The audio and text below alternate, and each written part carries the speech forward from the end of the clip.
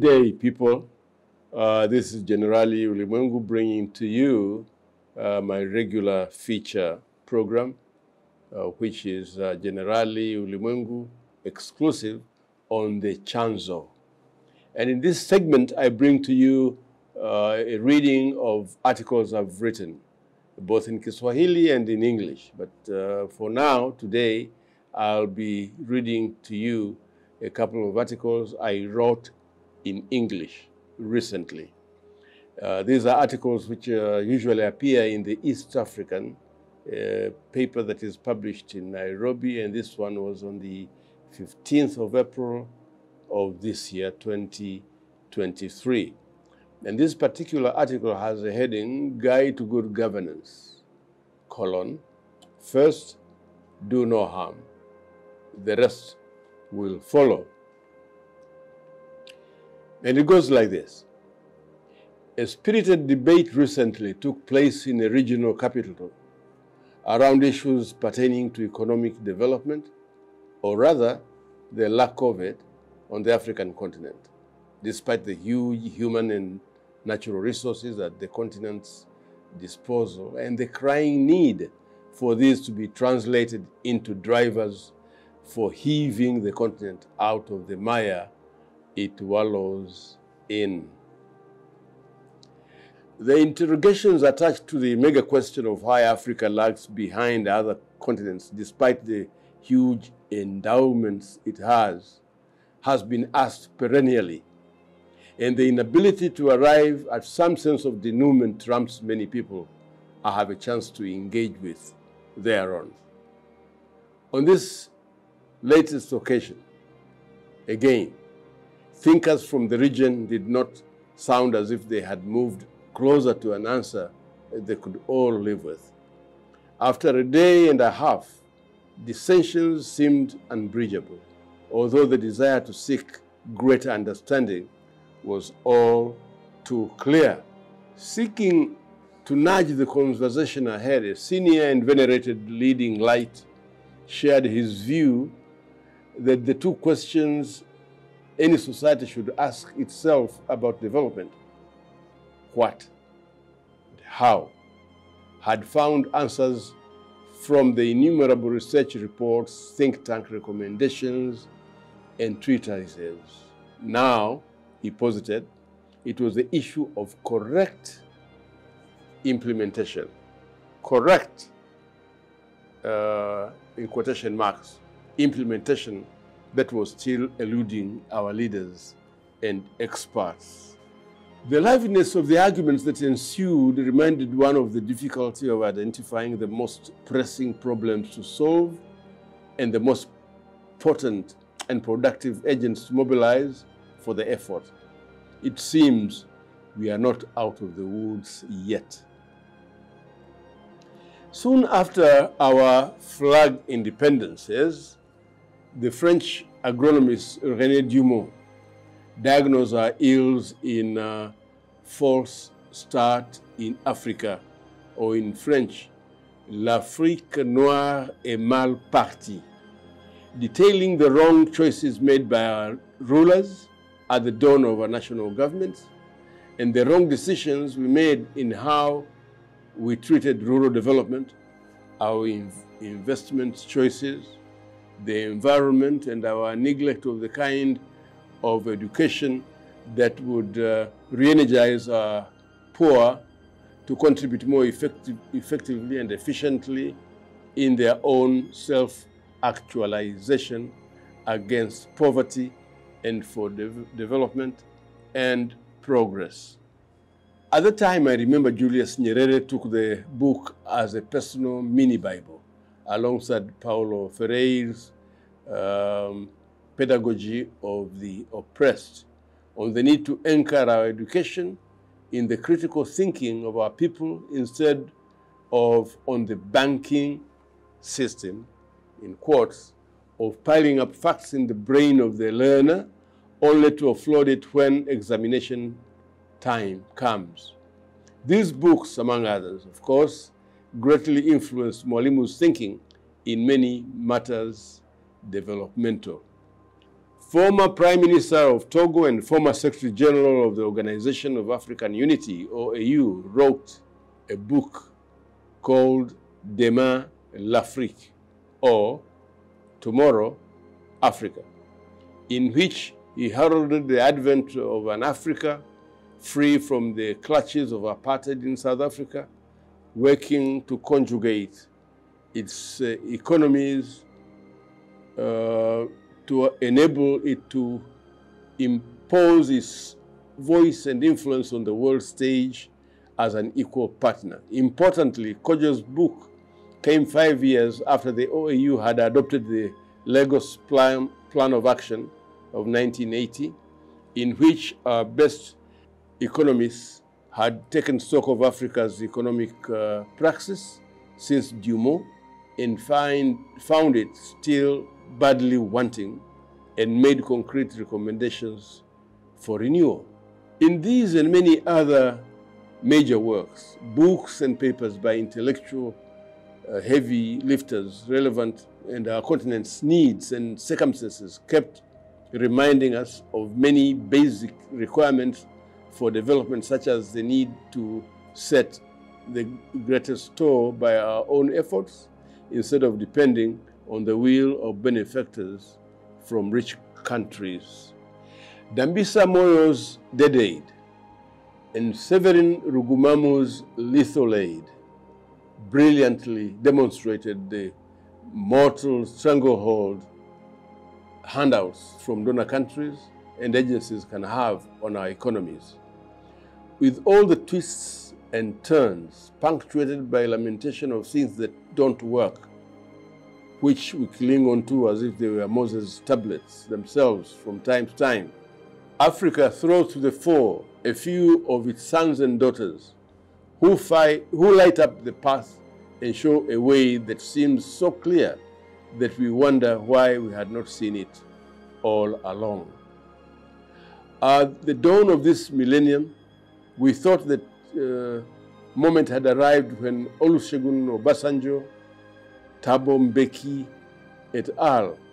Launched what they called NEPAD, the New Partnership for Africa's Development, clothing it in the African Renaissance, complete with a peer review mechanism, APRM, designed to help Africans speak truth to fellow Africans in power. But soon, even this turned into a catwalk as governments, after volunteering to be peer-reviewed, we are now negotiating with reviewers to flattering assessments. So, seriously, we are still in dark and in mark time mood. And many of our erstwhile comrades have seriously beaten the retreat, embracing corruption and venality that has covered the entire continent, almost without exception. We do not even need to delve into the high-sounding formulae prescribed by highly paid international consultants. Primum non nocere, as the medical term is set in Latin. And all our medical practitioners are taught this. First, do no harm. In this too, it is too hard for our rulers to comprehend. First, do not steal from your people who are paying you handsomely. Their taxes are meant for their development, not for the enrichment of you and your spouses and children to grow fat on.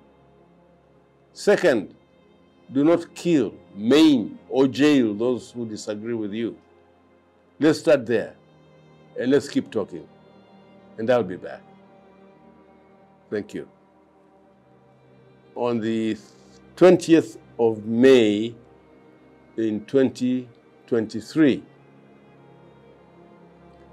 and it reads, "What promised, Premier? Give the directive on official paper." And it reads as follows: The Dar es Salaam district, known as Kariakoo, is the very heart of Tanzania's commercial city, until recently also their administrative capital.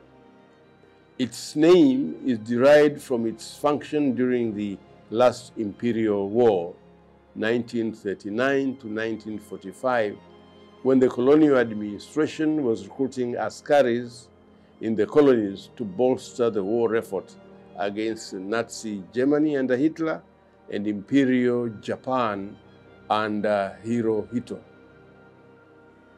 Porters were needed in their thousands to carry weapons, materiel, and supplies to the various fronts, which extended from Europe to the Middle East and into Asia, all the way to Burma, today Myanmar. Though some of the recruited East and Central African natives did actually experience real combat, most of them made up what was called the Carrier Corps, who, apart from serving as beasts of burden, also cooked, washed, and fagged generally. After the war, the Kariakoo district gave Dar es Salaam a whiff of urbanization, wherein a melange of Arab, Indian, and Somali town dwellers mingled with fresh arrivals from upcountry, and together they forged a potent cosmopolitan population which undergirded the political aspirations of the nascent nationalist movement spearheaded by Julius Nyerere and the Swahili who received him after he returned from his studies in Scotland. From the 1960s, Kariakoo has developed into an important trading hub, eventually attracting people from the rural areas of Tanganyika, and eventually also people from across the borders in Burundi, Rwanda, Congo, Nyasaland, Rhodesia, etc. Business has grown so rapidly over the past 5 decades that the linkage between Kariakoo and Guangzhou and elsewhere in China has made Kariakoo an international marketplace. Banks and other financial services realized this and set up their kiosks, and soon Kariakoo was that part of Dar es Salaam that did not sleep. The brisk business raked in money, and business people prospered. But soon our ever-busy tax authorities were licking their lips. Seeing as Kariakoo was a hen laying a golden egg a day, they got smart and wanted to slaughter it and scoop 1,000 eggs in one scoop. They started raising the amounts payable in taxes, levies, and duties, apart from placing unnecessary impediments on business people as a way of eliciting bribes. The business people, who have over time honed negotiation skills, talked to the authorities and explained that the government was not helping them to trade, but was rather sabotaging their efforts. It was soon decided that the two sides would get together and negotiate. But instead of heeding the voices of the business people, the government sounded like it wanted to play hardball. At one point, the finance minister, who prides himself in holding a PhD in economics, was telling whoever was unhappy with government policies to emigrate to Burundi. Now, the crap has hit the fan. And for the last week, the government is being kept on its toes after the Kariakoo traders closed their shops and demanded the reversal of particular pieces of legislation and other tax collection practices they are unhappy with. Above all, they have expressed little confidence in the officials who have gone to negotiate with them, saying only President Samia Suluhu Hassan will do as an interlocutor. Common practice these days when groups want to make their views respected. It is either Samia or nothing. As I was writing, I saw and heard the Prime Minister saying something worrisome. Some traders were complaining that though they had been told by top government officials that some of the levies and duties would be waived, this had not been done. Now the Prime Minister was warning these officials not to disregard these directives because he said any directive given by himself, Prime Minister, Vice President, or the President does not need any written directive to be implemented. I knew there and then that the problem was much graver than it sounded. What the Prime Minister was saying was very wrong. There is no government directive except on paper. Verbal communications are chit-chat canter. No, a chit-chat banter, not worth the paper they are written on. Lol. But if that is how the Prime Minister thinks his government should be working, then he better prepare himself for many more problems to come. People in authority should not lend themselves to solutions of facility just because one wants to curry favor with the crowds. Tell them the truth. One of the truths that we should take on board is that there is no presentation of the people since Parliament was turned into a veritable rubber stamp under John Magufuli. Groups like the Kariako traders have nowhere to vent their grievances, so they resort to boycotts like they have done in Kariako recently. For all the time the Kariako shops are closed, the country is shedding millions and millions of badly needed foreign exchange. A lot has been said during these 2 days of the strike about the corruption embedded in the tax collection system, a type of corruption that has been institutionalized in the structures of taxes put in place by the tax administration, apparently, knowingly, with express intention of siphoning off money into individuals' pockets. President Samia recently said that each goat will eat according to the length of its tether. Is this what she meant? If so, how long is the tether of tax administration agents? Thank you. The next article, also from the East African, is titled, "Idiocy is, when they tell us to go to hell, we ask how to get there."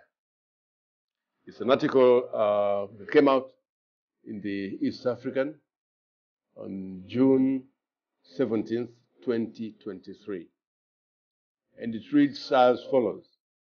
After the harrowing reports from the Kenya coast about mass murder, I went on a search for some understanding of what had happened again and why it happens with such frightening frequency.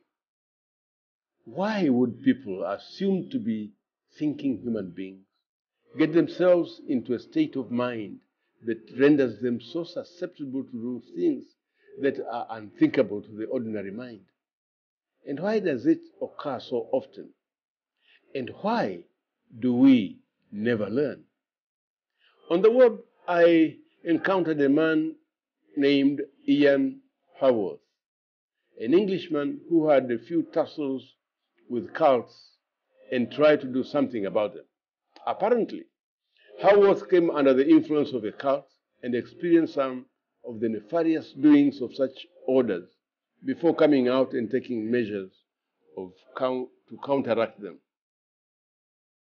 Having emigrated to Canada from his native England, he formed an organization to deal with what he saw as the scourge of cults and the impact they have on susceptible minds.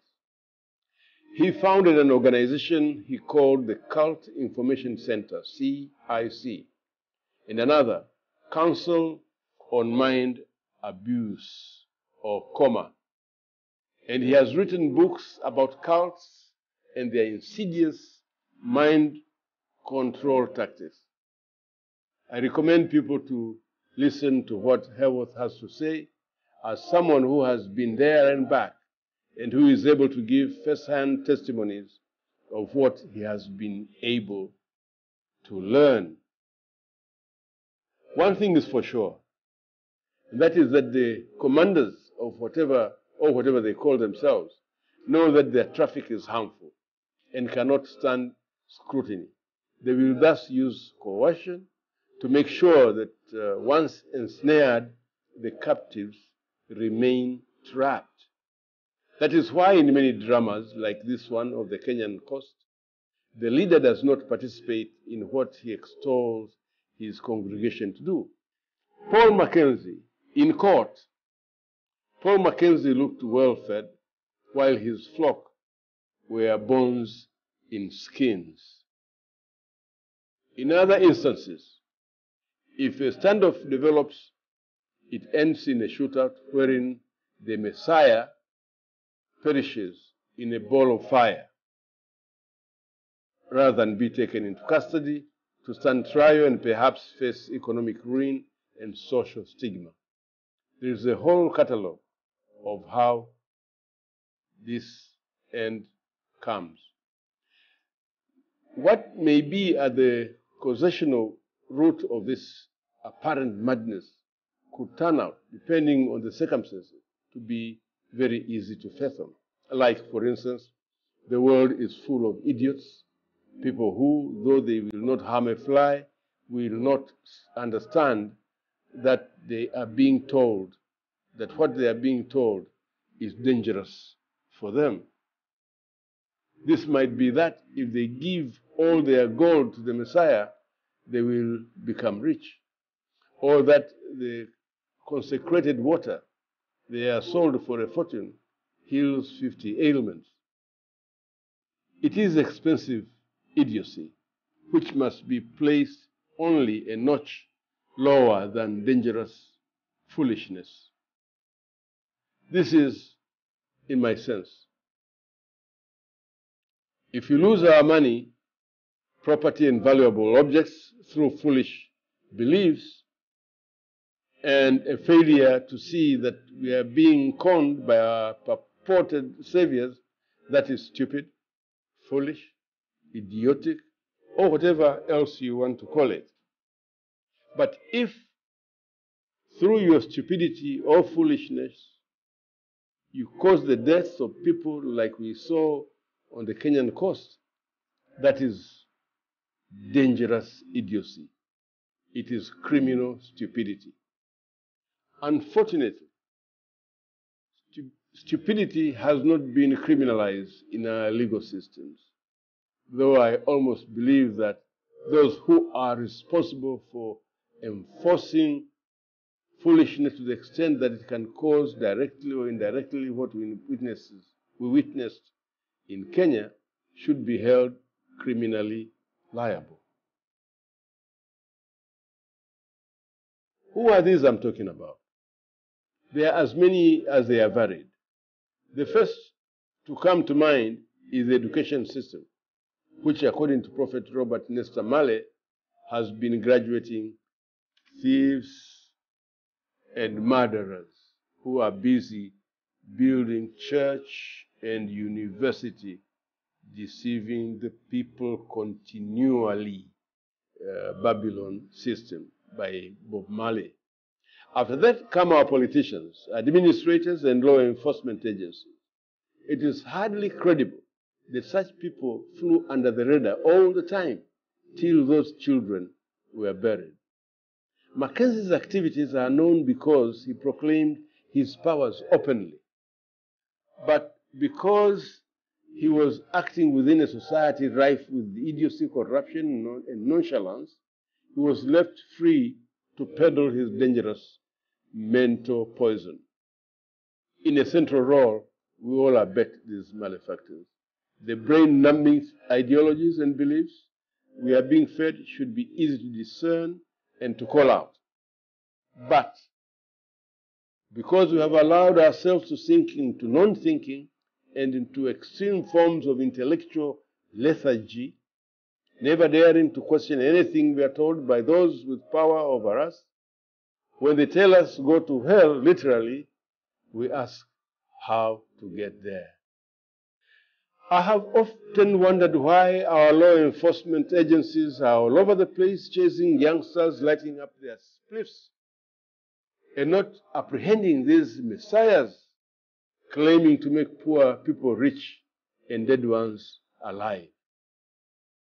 These latter are the real criminals, because what they do is market fallacies that can be easily recognized as such, while the claim that marijuana destroys the brain has been contradicted by science. If there is a real potent drug that should be banned, pursued, and punished by our authorities, it is the drug offered by people such as we saw on the coast of Kenya, and they are all around us, who sell fantastical stories which help keep our people in mental slavery. Stop this. The end. Now, if you have liked this program, please like, share, and subscribe. And if you want to get a copy of the book from which I read the Swahili article, please get a copy from TPH and elsewhere among our booksellers in Dar es Salaam. And you'll get that article as well as many others in the book Rai ya Jenerali. Kama umependa makala hii ya Kiswahili, ipate katika kitabu hiki cha Rai ya Jenerali, juzuu ya 3, makala zilizoandikwa mwaka 1996. Asanteni sana. Thank you very much for being with us. Let us meet again next time when we have Jenerali Ulimwengu exclusive on the Chanzo. Thank you.